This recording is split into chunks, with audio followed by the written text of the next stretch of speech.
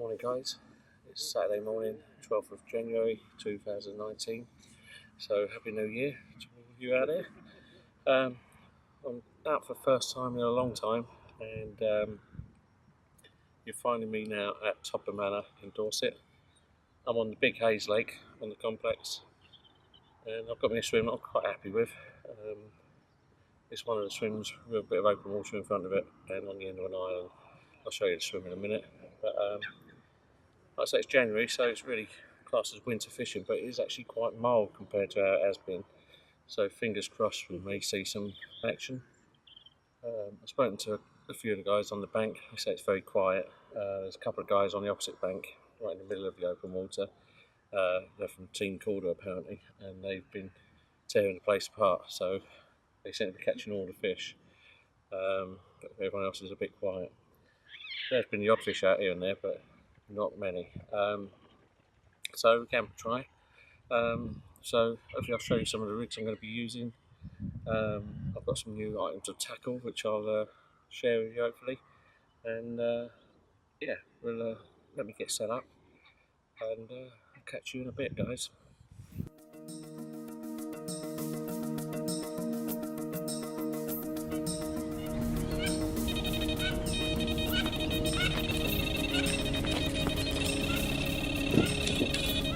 Okay guys, here's the bit I'm going to be using, CC More Live System, and that's been soaking for the best part of a week in bottled water, evaporated milk, and I've also added some very old Nash whiskey extracts, and some very old Manor, which are probably out of date, but they still smell really good to me.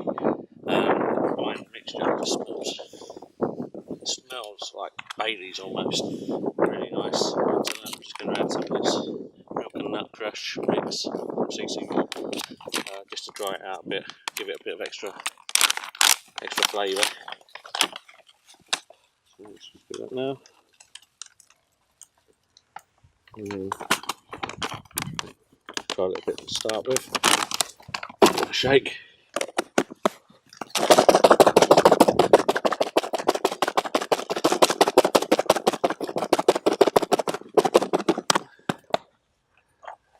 There you go guys, look at that, how nice does that look? It smells even better. So yeah, pimping up the bait Smart Picture style. I might even put a bit more of this nut mix in to dry it out a bit more.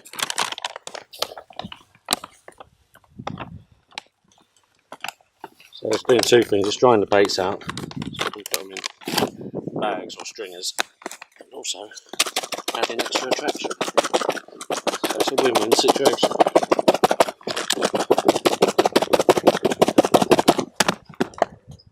There we go. Nice.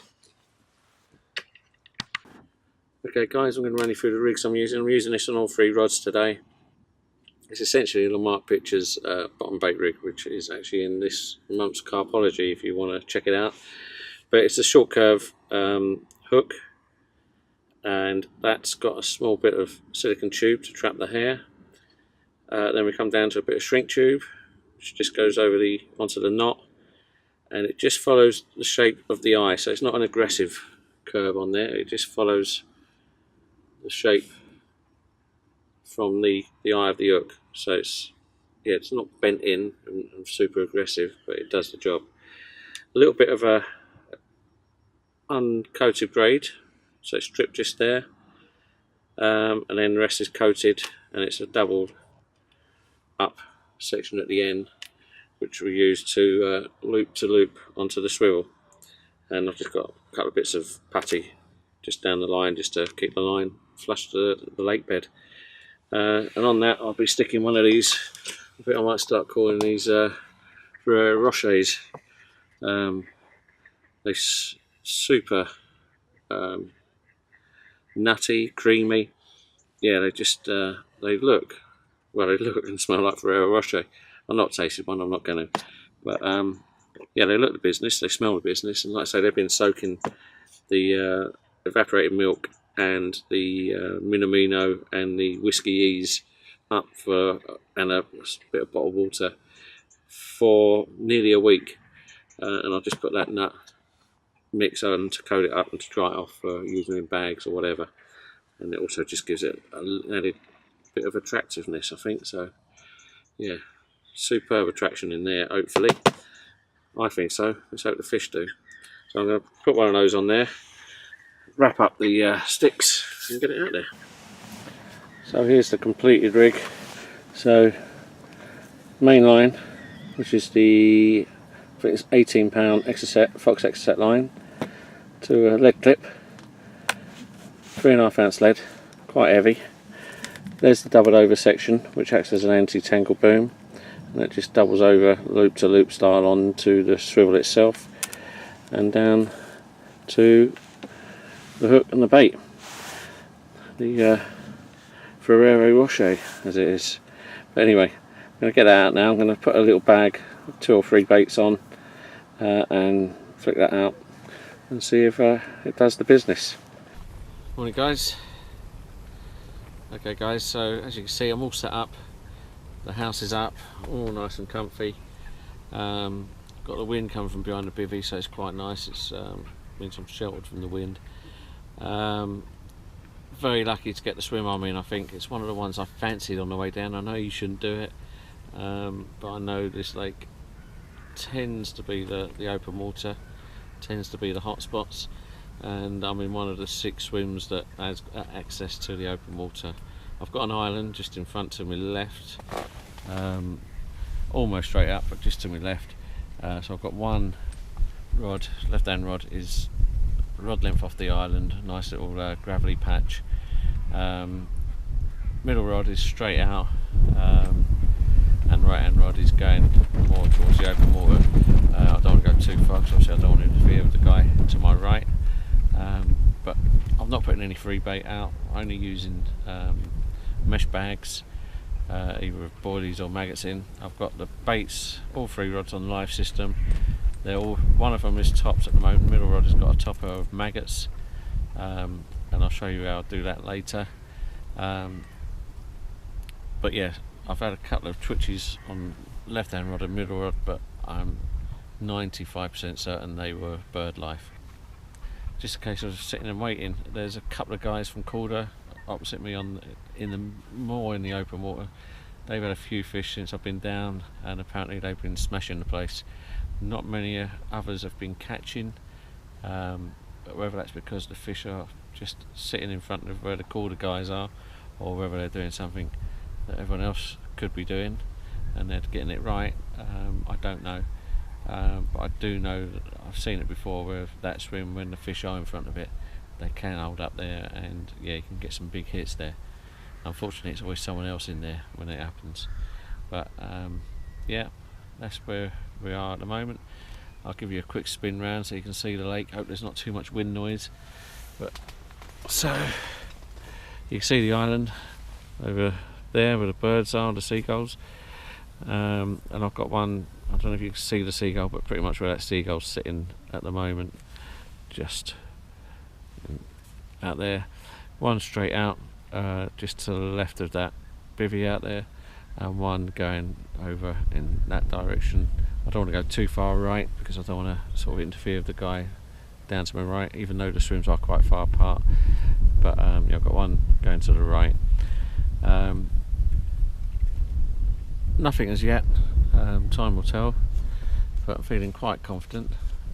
You've got to, haven't you? So let's see what gives, and I'll catch you guys again in a bit. See you later. These are my new Delkim Smart Clips. They attach to any size blank using the rubber bands provided. There's a little ball bearing clip which holds the line in place, which doesn't damage the line and easily releases when picking up the rod. There's a clip at the front to clip the line in, as a conventional line clip. There's also one at the back. So that's where the ball bearing is, and the line sits in there nicely, and it actually can run freely through there. I've currently clipped up at the back, but you can also clip up using the front and the back clip if you want to really, clip up really tight. So I use these because it increases the sensitivity. The angle to the clip makes the bobbin want to go up much more obviously than if it was going direct to the reel. So I always use a clip like this, and I'm really impressed with these. And you can cast with them on the blank as well, so it's really good. If you want to be in a chance of winning a set of these, I'm going to be giving away a set of 3. You simply need to guess the weight of the fish at the end of the video, and I'll explain more later. I'm using the live system that I showed you earlier. This has been soaking for nearly a week in bottled water, evaporated milk, some Minamino and some whiskey E extract. And I've just coated it in the nut mix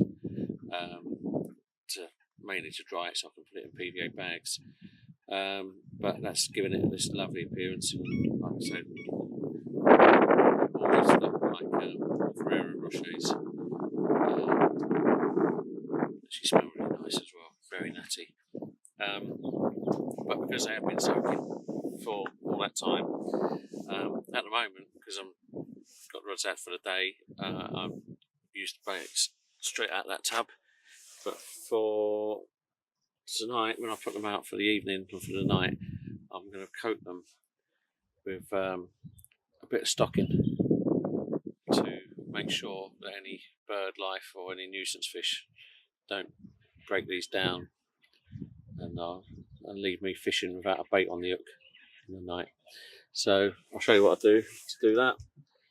First of all, get a bit of bait floss. Take a reasonable length. What you're going to do is tie a slip knot.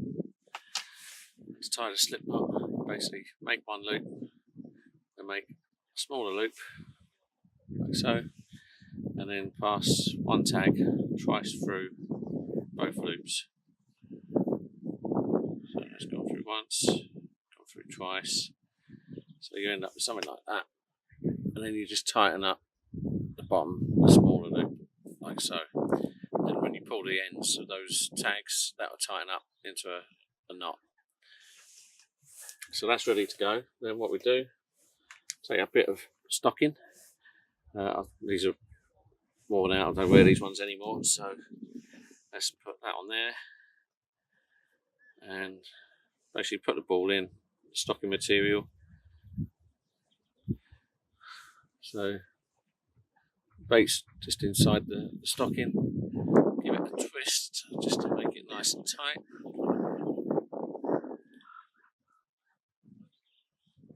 Like so. And then take that loop knot, put it over the boilie, and try putting it tight with your fingers if you can. What I find is I need to just use my mouth on one end, pull it tight. So you end up with something like that. So that's captured it, and then what you do is just do a couple of overhand knots on floss.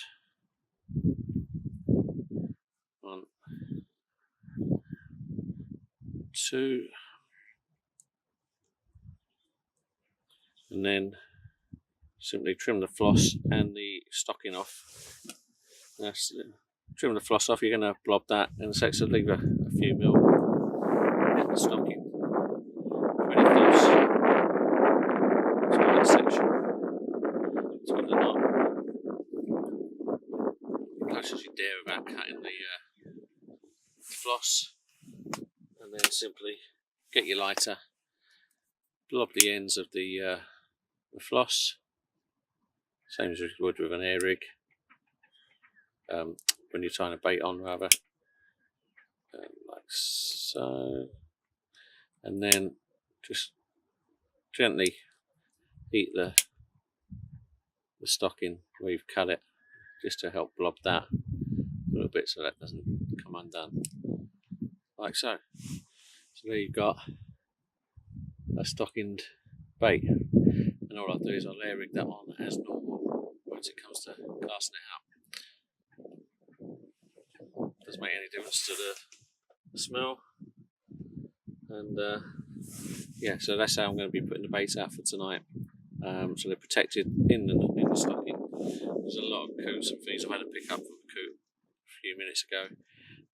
So yeah, hopefully we'll keep my mind at ease knowing that the bait should still be on throughout the night. Wait for a fish, hopefully, to pick it up. That's the plan. Anyway, I'll tie a few more of these up ready for later. You never know, might need them. So I'll get cracking. Evening guys, it's getting up at 4 o'clock. Excuse the noise, I've got the kettle on, I'm just steaming some rigs. But I just thought I'd do a catch up. It's getting quite chilly, the wind's shifted around a little bit. About 2 o'clock I noticed it looked like the Calder guys were packing up. A lot of stuff was going in the vans, so I put my buckets in the car, drove round, but it's only one of them was packing up. So drove back round, brought my buckets back out, recast the rods out, and about 10 minutes after recasting, the middle rod, just straight out in front with tipped with maggots, with a small bag of maggots attached, had a twitchy sort of up and down, you know, literally just, and it went on for a little while. There was no birds out there at the time, so I picked the rod up and thought I'd have a go and hit it, nothing there. So that's the only action I've had. This kettle's steaming, so let me just quickly do, in fact I'll try and get it in shot so you can see what I'm doing. So I'm just steaming the shrink tube down, again on the Mark Pictures bottom bait rig. Just tried a spare one up. I've got a few spares. I noticed one of the ones I had, the hook had burred a little bit, so I just tied this one to replace it. So there you go, I just steamed it nice and straight. So in case I do need to re-tackle in the night, there's another rig handy. Just turn the stove off. Let them go in the rig box. Let's get you back round here. So yeah, quiet. I think it's slowed down over the other side. I'm just saying that, and I've just looked up and the Calder guys are leaning into another fish. So, or who the guy who's left is. So they're still out there. A guy further along the bank said this is bite time really. He said yesterday a few takes happened around this time. So let's just see what happens. But these are now out there until something happens, or until I recast tomorrow. But yeah, I'm just going to have another cup of tea. One thing I will be doing any second is getting my thermals on. Essential in winter, guys, it's been said time and time again, try and keep warm. If you're not warm, you're not going to enjoy yourself. Okay guys, what I will do any second is actually put my thermals on. I've got a merino base layer, like trousers and shirt, and I'll put that on in a second before it gets too cold and the light goes out of the sky. So yeah, I'll do that usually just before I go to bed. I don't like to wear the thermal clothing when I'm setting up, especially if you know, you've got a long walk to the swim. So by the time you carry all the gear around and set up, you can be quite sweaty, and I know the merino does dry, but I'd rather not get it wet in the first place. So I'll wait until it starts chilling off, and then I'll strip off, which I'll do in a minute, which I'll turn the camera off to save you guys from seeing that. Put the base layer on, and then yeah, in the kit bag I've got all spares, fleeces, whatever. I've got a proper winter suit as well in the bivvy. It's not quite that cold yet, so I'll probably survive without that, but I'm definitely going to wrap up a bit and make sure I'm nice and toasty. So yeah, just have another cup of tea and then I'll get my base layer on. But keep warm in the winter, guys. You know, I'm not one for using a bivvy heater. I think as long as you've got the clothing right and you've got a right sleeping bag, there's no need for having a heater on in a bivvy. And just recently I've seen some pretty scary images on social media of a guy whose bivvy went up with a bivvy eater, and it was just a puddle of plastic. I hope the guy's alright. I don't think he got too seriously burnt, but it's scary to think what might have happened. So if you are using any sort of eater, ventilation, make sure that your bivvy's ventilated so you don't get carbon monoxide poisoning, but don't leave it on when you fall asleep because anything can happen. So yeah, just be careful out there, guys. We all enjoy our fishing, but it's not worth dying for. So yeah, anyway, I'm going to crack on. See you in a bit. So I'm just about to cook my tea.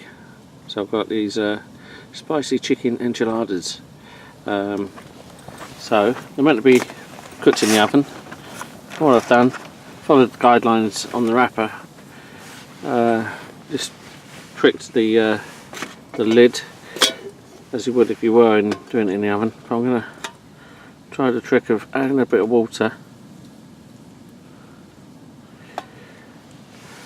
to the ridge monkey, and I'm using the extra large one to do this, and then I'm going to put it on the stove on a low heat and just let it steam and cook. Morning guys, 8:30 and a quiet night to report. Nothing at all. Couple of bleeps on the middle rod about 4 o'clock this morning. Very windy. Managed to keep the bivvy door open throughout the night, but there were times when I thought I was going to have to shut it to keep more stable. But the bivvy, although it got very badly shaken up, it's still here. I'm still here. We're not landed in Oz with Dorothy. So yeah, it's all good. Spoke to the guys along the bank here, and no one's had anything. I think a few fish have been coming out still over the opposite bank, on the opposite corner of the lake. There's going to be a few people moving around swims by the look of it, which will mean the swim to my right will become free at some point, but I think I'm going to stick it out here. I've recast all 3 rods. Right hand rod I've put down as a hinge stiff rig with a bright yellow pop-up, Todber maggots. Middle rod and left hand rod are, as I showed you yesterday, using the Ferrero Rocher bait, and yeah, I've just come further off the island, so basically all the rods have just moved over to the right slightly. I've come away from the island, it's parallel to the tip of the island, but it's come further over to the right, and so the rods are just fanned over to the right accordingly. Yeah, just see what gives.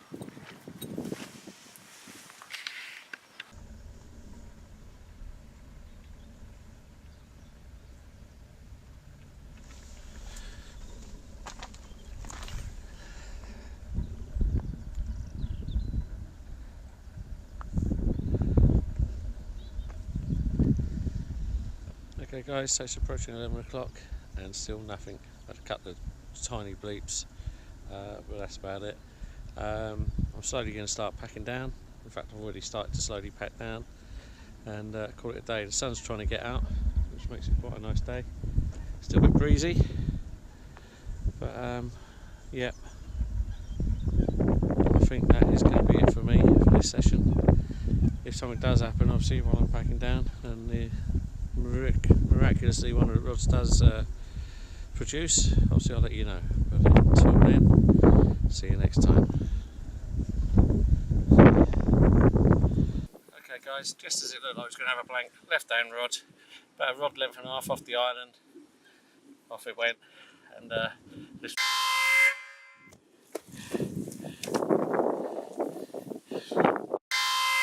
to show for. So not a blank after fish. It's very lively.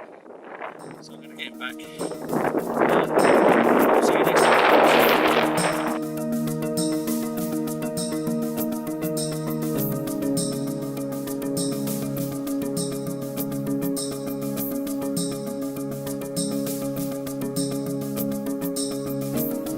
Okay, for your chance to win the Delkim Smart Clips I showed you earlier, just simply subscribe if you haven't already by clicking the subscribe button.